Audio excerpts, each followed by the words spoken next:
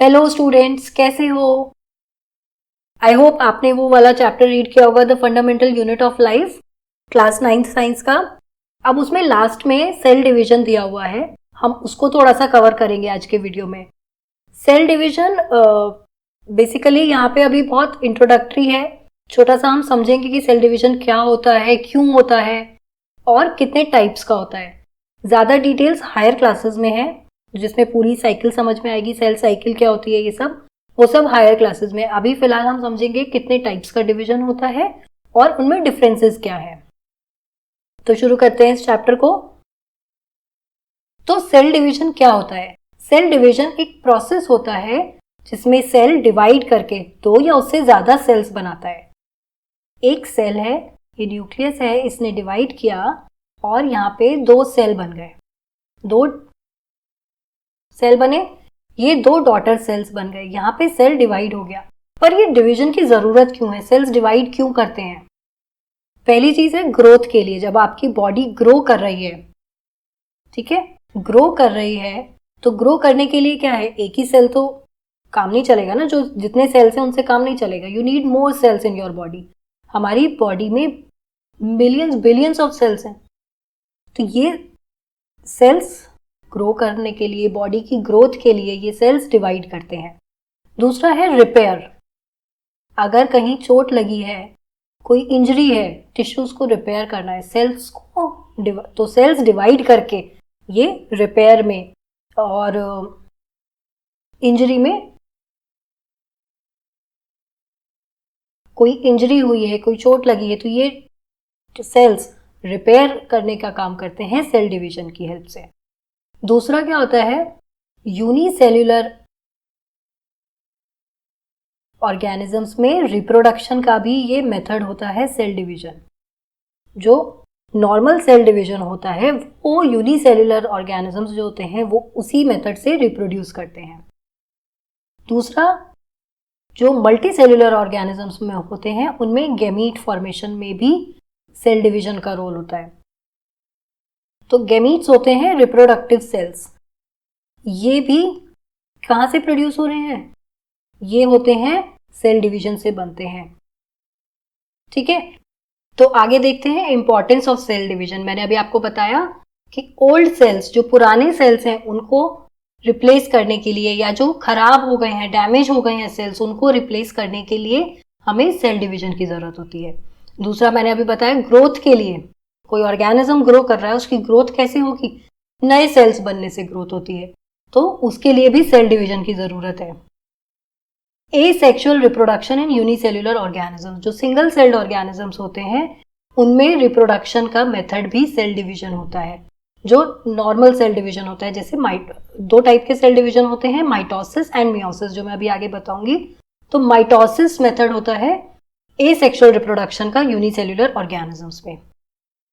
Formation of gametes, gametes होते हैं reproductive cells, sperm and ovum. ये जो बनते हैं ये भी सेल डिवीजन से बनते हैं। ये मियोसिस सेल डिवीजन होता है, इससे गैमीट फॉर्मेशन होता है। तो सेल डिवीजन का रोल गैमीट फॉर्मेशन में भी होता है। ये हो गया इसकी इंपॉर्टेंस कि सेल डिवीजन क्यों चाहिए, why cell division is required, या सेल डिवीजन का रोल क्या है, सेल डिवीजन का रोल क्या है।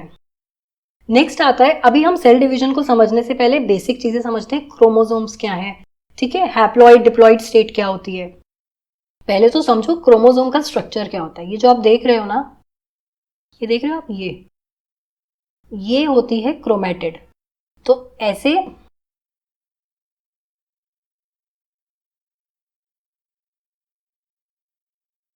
लॉन्ग रॉड लाइक स्ट्रक्चर होता है, ठीक है, और ऐसे दो रॉड लाइक स्ट्रक्चर्स होंगे जो ऐसे सेंट्रोमियर पे बीच में जो ये होता है सेंट्रोमियर, यहाँ पे अटैच होते हैं आपस में। ये दो रॉड लाइक स्ट्रक्चर से बनता है क्रोमोसोम, ठीक है। और ये जो रॉड लाइक स्ट्रक्चर्स होते हैं जो एक दूसरे से पैरेलल होते हैं, ये कहे जाते हैं क्रोमेटिड्स,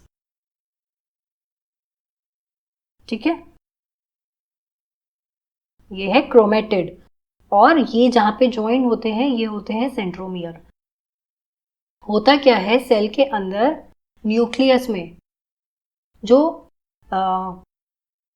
जेनेटिक मटेरियल होता है वो ऐसे coil like, thread like structures में ऐसे प्रेजेंट होता है जब सेल डिवाइड नहीं कर रहा होता है उस स्टेज में। तो जब सेल डिवाइड नहीं कर रहा होता है तो इसको कहते हैं क्रोमेटिन।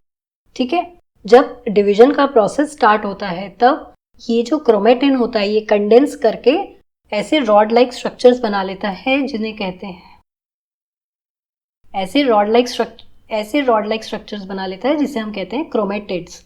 यहाँ दो पैरेलल क्रोमेटिड्स होते हैं, ये आपस में बीच में सेंटर में सेंट्रोमियर से अटैच होते हैं। यहाँ पे ये हुआ क्रोमोसोम का स्ट्रक्चर। अब आप हैप्लॉइड और डिप्लॉइड स्टेट समझो। जो किसी भी ऑर्गेनिज्म में क्रोमोसोम्स का नंबर सेट होता है, एक फिक्स नंबर होता है। जैसे कि ह्यूमंस में हम कहें कि 46 क्रोमोसोम्स होते हैं ह्यूमंस में। ठीक है, ये नंबर ऑफ क्रोमोसोम्स जो 46 नंबर है, ये स्टेज कहलाती है डिप्लॉइड, क्योंकि ये जो क्रोमोसोम्स होते हैं they are actually arranged in pairs. यहाँ पे एक पेयर एक पेरेंट से आ रहा है और दूसरा पेयर दूसरे पेरेंट से आ रहा है और मिलके ये 46 क्रोमोसोम्स बन जाते हैं। मतलब इसमें 23 क्रोमोसोम्स मदर से मिल रहे हैं और 23 क्रोमोसोम्स फादर से मिलेंगे और ये दोनों मिलके 46 क्रोमोसोम्स बन गए ह्यूमंस में। तो इस स्टेज में एक्चुअली 23 पेयर्स में अरेंज होते हैं ये क्रोमोसोम्स, इसलिए हम इसको बोलते हैं डिप्लॉइड स्टेट, क्योंकि यहाँ पे 23 इंटू 2 हो गया ना, मतलब 2n क्रोमोसोम्स पेयर्स में है। हैप्लॉइड स्टेट क्या होती है? जब सेल में क्रोमोसोम्स सिर्फ 23 होते हैं, मतलब ये मैं ह्यूमंस की बात कर रही हूँ। ठीक है, ये हर ऑर्गेनिज्म में अलग अलग नंबर ऑफ क्रोमोसोम्स होते हैं, तो वो सेट होता है उस स्पीशीज के लिए कि उसमें कितने क्रोमोसोम्स होंगे। तो ह्यूमंस में 46 है, मैं ह्यूमंस के नंबर ऑफ क्रोमोसोम्स से आपको समझा रही हूँ। तो हैप्लॉइड स्टेट में जो सेल होगा उसमें सिर्फ 23 क्रोमोसोम्स होंगे। ये हैप्लॉइड स्टेट हमें मिलती है गैमीट्स में। ये हैप्लॉइड स्टेट हमें गैमीट्स में मिलती है। ठीक है, तो ये हो गया n और ये हो गया 2n, मतलब 46 क्रोमोसोम्स हो गए, मैंने समझा ना, 23 पेयर्स हो गए। और यहाँ पे हो गए सिर्फ 23 क्रोमोसोम्स, यहाँ पेयर्स में नहीं होते हैप्लॉइड स्टेट में। ठीक है, और डिप्लॉइड में पेयर्स में, मतलब टोटल 46 क्रोमोसोम्स होंगे। अब हम आते हैं to main types of cell division. दो तरीके के सेल डिवीजन होते हैं, एक होता है माइटोसिस, दूसरा होता है मियोसिस। माइटोसिस ग्रोथ और रिपेयर के लिए होता है, जब बॉडी ग्रो कर रही है या इंजरी हुई है उसको रिपेयर करने के लिए माइटोसिस होता है। इवन यूनिसेल्युलर ऑर्गेनिजम्स में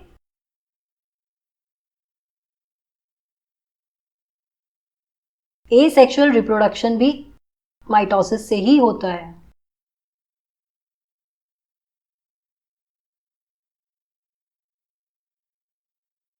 ठीक है, और मियोसिस जो होता है वो होता है मल्टी सेल्युलर ऑर्गेनिजम्स में रिप्रोडक्शन के लिए गैमीट फॉर्मेशन में। ये सिर्फ यहीं मिलेगा आपको, गैमीट फॉर्मेशन में। ठीक है, अभी हम माइटोसिस समझते हैं। माइटोसिस में क्या होता है, देखो ये स्टेजेस अभी आपको जानने की जरूरत नहीं है क्योंकि आपकी बुक में नहीं दी हुई है। तो इसमें क्या बने हैं, इसमें दो डॉटर सेल्स बन गए। तो माइटोसिस डिवीजन के बाद सेल ने क्या करा, अपने जैसे दो डॉटर सेल्स बना लिए। दो डॉटर सेल्स बने, they are identical to the parent cell. Chromosome material, यहाँ पे जो नंबर ऑफ क्रोमोसोम्स हैं वो रिटेन्ड है, डबल एन 2n, मतलब डिप्लॉइड स्टेट में मेंटेन्ड है दोनों सेल्स में। तो माइटोसिस के बाद जो डॉटर सेल्स होते हैं they are identical to the mother cell. तो ये मैंने अभी आपको बताया। सोमैटिक सेल्स में होता है माइटोसिस डिवीजन, कहाँ होता है, बॉडी सेल्स में होता है, सोमैटिक सेल्स में होगा। ठीक है, यहाँ पे दो आइडेंटिकल डॉटर सेल्स बनते हैं, बिल्कुल मदर सेल से सिमिलर आइडेंटिकल होते हैं। साथ ही हर डॉटर सेल में नंबर ऑफ क्रोमोसोम सेम होता है जो पेरेंट सेल में होता है। यही मैंने आपको बताया, डिप्लॉइड स्टेट मेंटेन्ड रहती है यहाँ पे। ठीक है, नेक्स्ट आता है हमारा मियोसिस। मियोसिस होता है रिप्रोडक्टिव सेल्स में। ये गेमीट फॉर्मेशन के लिए होता है। यहाँ पे 4 सेल्स बनते हैं, 4 डॉटर सेल्स बनते हैं जो कि डिफरेंट होते हैं। They are non identical to the mother cell. Mother cell जैसे नहीं होते हैं। यहाँ पे बहुत एक कॉम्प्लेक्स प्रोसेस होता है जिसमें जेनेटिक मटेरियल एक्सचेंज भी होता है। ठीक है, इसी की वजह से वेरिएशंस आते हैं। अगर आप देखो कि आप पेरेंट्स से डिफरेंट दिखते हो, हर कोई डिफरेंट दिखता है क्योंकि यहाँ पे जो जेनेटिक मटेरियल है उसमें एक्सचेंज होता है। ये एक कॉम्प्लेक्स वो है प्रोसेस है जो आप अभी हायर क्लासेस में पढ़ोगे। अभी आपके लिए नहीं है कि मियोसिस में ये सब किस तरीके से हो रहा है। बस इतना समझना है कि यहाँ पे 4 नॉन आइडेंटिकल डॉटर सेल्स बनते हैं और हर सेल में जो डॉटर सेल्स होते हैं उसमें नंबर ऑफ क्रोमोसोम्स रिड्यूस होके सिंगल सेट रह जाता है, मतलब कि हैप्लॉइड नंबर रह जाता है यहाँ पे। ठीक है, अब ये हैप्लॉइड क्यों है? क्योंकि ये गैमीट्स बना रहे हैं। अब मेल गैमीट और फीमेल गैमीट इनसे मिलके जो जाइगोट बनेगा उसमें वापस से वो नंबर रिस्टोर हो जाएगा डिप्लॉइड स्टेट, क्योंकि यहाँ पे क्या हुआ, n नंबर ऑफ क्रोमोसोम्स आए मेल गैमीट से, n फीमेल से आए, और जब ये दोनों में मिले तो यहाँ पे 2n नंबर वापस रिस्टोर हो जाता है, डिप्लॉइड स्टेट वापस से रिस्टोर हो जाती है यहाँ पे। तो मियोसिस में क्या होता है, नंबर ऑफ क्रोमोसोम्स हाफ हो जाते हैं, 4 डॉटर सेल्स बनते हैं। ठीक है, अभी इसको हम अगर इनका डिफरेंसेस देखें तो माइटोसिस किस में होता है, बॉडी सेल्स में होता है। किस में हो रहा है, बॉडी सेल्स में हो रहा है माइटोसिस। और मियोसिस किस में होता है, मियोसिस होता है गैमीट फॉर्मेशन में। ठीक है, रिप्रोडक्टिव सेल्स में होता है। इसमें 2 डॉटर सेल्स बनती हैं, इसमें मियोसिस में 4 डॉटर सेल्स बनेंगी। यहाँ पे डॉटर सेल्स में नंबर ऑफ क्रोमोसोम सेम रहता है मदर सेल की तरह, यानी कि डिप्लॉइड रहेगा। वहीं मियोसिस में जो सेल्स बनते हैं, डॉटर सेल्स बनती हैं, उसमें नंबर ऑफ क्रोमोसोम हाफ हो जाता है, दैट इज हैप्लॉइड स्टेट में रहते हैं सेल्स। ठीक है, अब आता है क्यों इंपॉर्टेंट है, ये मैं आपको शुरू में ही बता चुकी हूँ, ये फिर से आ गई स्लाइड। वुंड हील करने के लिए, ग्रोथ के लिए, जेनेटिक कंटिन्यूटी, पेरेंट्स से जो जीन्स हैं वो ट्रांसफ़र होते रहे ऑफस्प्रिंग में, और वेरिएशंस के लिए, ये मियोसिस के टाइम पे होता है। वेरिएशंस मैंने आपको बताया था कि मियोसिस के टाइम पे जो जेनेटिक मटेरियल है वो एक्सचेंज होता है। वो प्रोसेस थोड़ा कॉम्प्लेक्स है जो अभी आपके लिए आपकी कोर्स में 9th क्लास में नहीं है, आगे आप 11th 12th में पढ़ेंगे।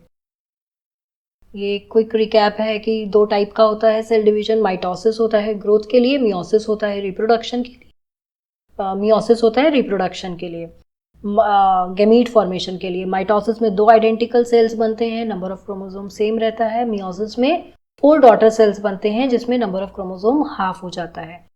तो सिंपल यही है, और यहाँ आपका ये चैप्टर खत्म हो जाता है सेल डिवीजन का। तो बहुत सिंपल सा टॉपिक है, ये खत्म हो गया है। इसको आप रीड करिएगा, पूरा चैप्टर रीड करिए, fundamental unit of life read करिए। नेक्स्ट वीडियो में थोड़ा सा एक क्विज लेके आते हैं, इसी चैप्टर से, पूरे फंडामेंटल यूनिट ऑफ लाइफ से रिलेटेड एक क्विज का सेशन ले लेंगे। चलिए, तो मिलते हैं आपसे फिर नेक्स्ट वीडियो में। Bye bye, take care.